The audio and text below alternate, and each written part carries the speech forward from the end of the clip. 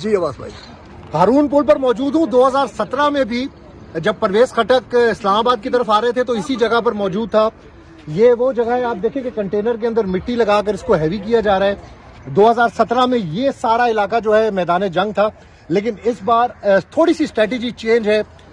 سخت کیا جا رہا ہے کہ اس سے آگے نہ جایا جائے. آپ یہ دیکھیں، یہ روڈ بنانے کے لیے لک نہیں ہے، بلکہ یہ جو لک بنائی جا رہی ہے بڑی خوفناک قسم کی پلاننگ ہے اس وقت.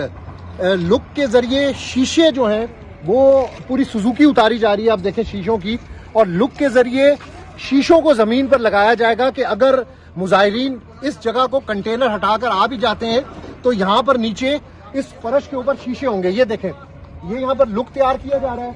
وہ پوری شیشے کی گاڑی ہے اور شیشے کے پیسز جو ہیں، بخاری صاحب دکھائیں ذرا، شیشے کے پیسز جو ہیں وہ اس وقت اتارے جا رہے ہیں اور اس لک کے ذریعے اس پورے ایریا کے اندر لگائے جائیں گے. کتنا دور لایا جائے گا جی؟ کتنا لگایا جائے گا؟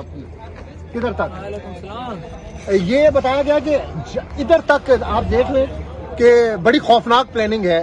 کل عمران خان کے لانگ مارچ کو روکنے کے لیے یہ موٹر وے کا KPK کا بارڈر ہے، آخری پوائنٹ ہے. اس کے بعد بھی 20 کلومیٹر کے بعد بھی کنٹینر، اس کے آگے کنٹینر ہی کنٹینر ہے. تو پھر آپ کو کہہ رہا ہوں کہ یہ شیشہ لگایا جا رہا ہے یہاں پر، اور یہ پلاننگ ایک خوفناک پلاننگ کا حصہ ہے مظاہرین کو روکنا.